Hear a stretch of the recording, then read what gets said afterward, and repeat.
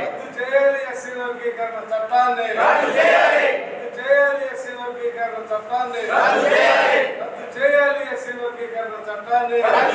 SC గుర్తింపు, దళిత క్రైస్తవులకు SC గుర్తింపు, దళిత క్రైస్తవులకు ఎస్సీ గుర్తింపు, దళిత క్రైస్తవ వ్యతిరేక జడ్జిమెంట్లన్నీ,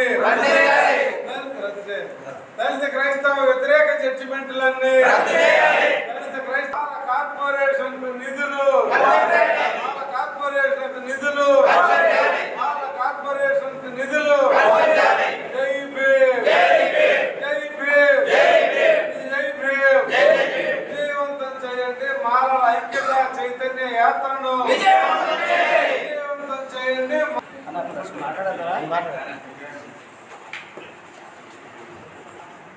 అందరికీ జై భీమ్. నా పేరు డాక్టర్ కోట గంగాధర్, ఆంధ్రప్రదేశ్ మాల సంక్షేమ ఐక్యవేదిక రాష్ట్ర అధ్యక్షుడిని. సో ఈ రాష్ట్రంలో ఉన్నటువంటి మాలలు ఎవరైతే ఉన్నారో దాదాపు 45 లక్షల మంది ఓటర్గాను, 60 నుంచి 70 లక్షల మంది జనాభా పరంగాను ఉన్నటువంటి మా మాలలు రాజకీయ పరంగా చాలా వెనుకబడుగా ఉన్నారు.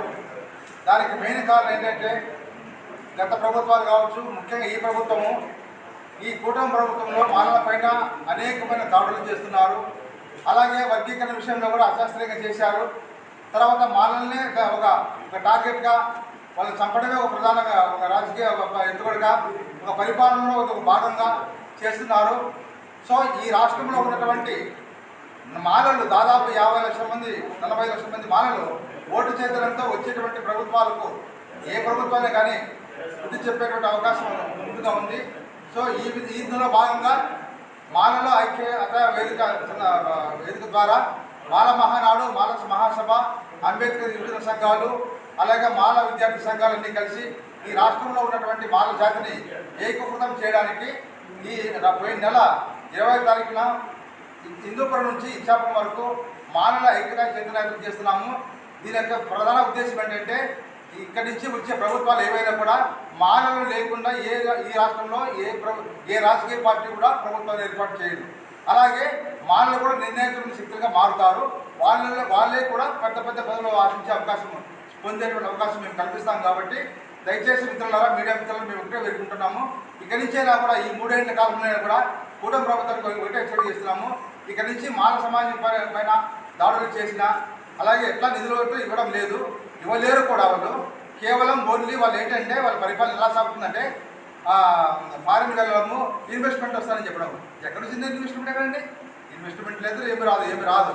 కాకపోతే ఈ రాష్ట్రంలో అత్యధిక జనాభా మాలలు ఉన్నారు, అలాగే బీసీలు ఉన్నారు. కానీ వాళ్ళని పక్కన పెట్టి కేవలం తక్కువ మంది మైనార్టీ కమ్యూనిటీస్ మెజారిటీ కమ్యూనిటీ యొక్క పరిపాలన చేస్తున్నారు. ఇది చాలా చట్ట వ్యతిరేకము.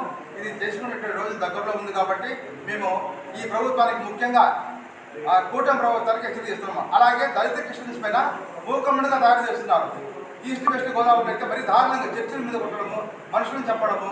ఈ కృష్ణరాజు గారు అక్షరాలు 0.5% అన్న ఉద్దేశంలో ఆయన శారీరకం కాదు, వాళ్ళ ఓటు శాతం 0.5% అంటే 1,00,000 ఓట్లు. మరి మాలలో 50 లక్షల మంది ఓట్లు, రెడ్లు 24 లక్షలు, కమ్మలు 19 లక్షలు.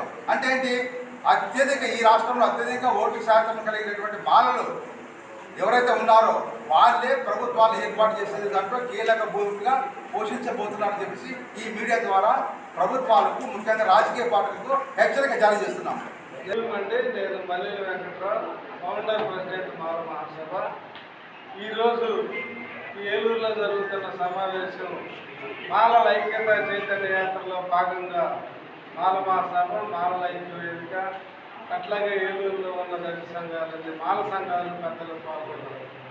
ఈ సభ ఉద్దేశాలు మా గంగాధర్ గారు చెప్పారు. అయితే రేపు 28న జరగబోయే దళిత క్రైస్తవ సమర శంఖారావాన్ని విజయవంతం చేయాలని, ఆ సభకు మాల మహాసభ, మాలల సంక్షేమ ఐక్య వేదిక పూర్తిగా మద్దతు ఇస్తుందని చెప్పి ఈ పత్రికా ముఖంగా తెలియజేస్తాను. అట్లాగే రాజ్యాంగ వ్యతిరేకమైన 1950 ఆంధ్ర ఏదైతే ఉందో అది రాజ్యాంగ వ్యతిరేకమైనది. ఎందుకంటే భారత రాజ్యాంగం అమలులోకి వచ్చాక మతపరమైన రిజర్వేషన్లు అన్నింటినీ రద్దు చేసింది. బ్రిటిష్ ఇండియాలో రాజ్యాంగానికి ముందు ఆంగ్లో ఇండియన్లకు, హిందువులకు, ముస్లింలకు, సిక్కులకు, పార్సీలకు, ఇండియన్ క్రిస్టియన్లకు రిజర్వేషన్లు ఉన్నాయి. రాజ్యాంగం అమల్లోకి వచ్చాక వాళ్ళందరి రిజర్వేషన్లను రద్దు చేసింది, హిందూ రిజర్వేషన్లతో సహా. ఈరోజు హిందువులైన దళితులకు, క్రైస్తవులకు లేదా మైనారిటీ మతస్థులకు మాత్రమే రిజర్వేషన్లు ఇస్తాము అని అంటాం. అది రాజ్యాంగ వ్యతిరేకం. ఆయన ప్రధానమంత్రి అయినా, ముఖ్యమంత్రి అయినా, రాజకీయ పార్టీలైనా, సుప్రీంకోర్టు అయినా కానీ అది రాజ్యాంగ వ్యతిరేకమైంది. అది ఓన్లీ ఆర్డర్, ప్రెసిడెంట్ ఆర్డరే. పార్లమెంటులో ఏమి ఆ 1950 ఆర్డర్ పాస్ కాలేదు, దాన్ని అది ఇంట్రడ్యూస్ చేయలేదు. అంటే ఈ రాజ్యాంగ వ్యతిరేకమైన దీన్ని తీసుకొచ్చి ఈరోజు ఈ భారతదేశంలో ఉన్న దళితులు ఎక్కడ వద్దాలంటే సహించేది లేదు. రెండవది, భారతదేశంలో రాజ్యాంగం మేరకే వాళ్ళు తీర్పులు చెప్పాల్సిన సుప్రీంకోర్టు రాముడు చెప్పాడని, దేవుడు చెప్పాడని, వర్గీకరణ విషయంలో, దళిత క్రైస్తవుల విషయంలో, పేదల విషయంలో అనేక రకాలైన రాజ్యాంగ వ్యతిరేకంగా తీర్పులు ఇస్తుంది. ఈ సందర్భంగా నేను సుప్రీంకోర్టు అనేది బ్రాహ్మణ అగ్రహారం అని ప్రకటిస్తా ఉన్నా. అక్కడ మనువాదులు కూర్చున్నారు. వాళ్ళు చెడ్డీ గ్యాంగ్, ఆర్ఎస్ఎస్ చెడ్డీ గ్యాంగుల కంట్రోల్లో సుప్రీంకోర్టులు, రాష్ట్రపతి కార్యాలయం, ప్రధాని కార్యాలయాలు నడుస్తూ ఉన్నాయి. ఇక్కడ ఆంధ్రప్రదేశ్లో కూడా కలెక్టర్లు, ఎస్పీలు ఉత్తరాది వాళ్ళు వచ్చి తిష్ట వేసి ఈ రాష్ట్రాన్ని దోచుకొని ఆర్ఎస్ఎస్ చెడ్డీ గ్యాంగ్ సపోర్ట్ తోటి ఇక్కడ పాలక పార్టీలని, కూటమి ప్రభుత్వాన్ని, ఇక్కడ తెలుగుదేశం, జనసేన ఆడిస్తూ ఉన్నారు. వాళ్ళు కీలు బొమ్మలు, తోలు బొమ్మలే పరిపాలిస్తుంది ఇక్కడ ఆర్ఎస్ఎస్. అందుకే రఘురామకృష్ణ లాంటి వాళ్ళు పిచ్చి కుక్కలాగా మా మీద మాట్లాడుతూ ఉన్నారు. రేపు 28 తర్వాత, 28 సభ తర్వాత మా సత్తా ఎవరిది దేశం, ఎవరిది రాష్ట్రమో ఈ తేలుస్తామని చెప్పి హెచ్చరిస్తూ, ఎవడైనా చంద్రబాబు నాయుడికి మేము ఒకటే ఇది విజ్ఞప్తి అనుకోండి, హెచ్చరిక అనుకోండి, ఈ డిప్యూటీ స్పీకర్గా ఉన్న ఈ పిచ్చి కుక్కని, రఘురామకృష్ణరాజు అనే పిచ్చి కుక్కని, రాజ్యాంగ వ్యతిరేకిని తక్షణమే సస్పెండ్ చేయి. లేకపోతే వాటితో పాటు మీ పార్టీ కూడా మునిగిపోతే, నువ్వు కావాలని ఉదాసీనంగా ఉంటే మేమే నిన్ను దించేస్తాం అని చెప్పి హెచ్చరిస్తా ముగిస్తా ఉన్నా. మరొకసారి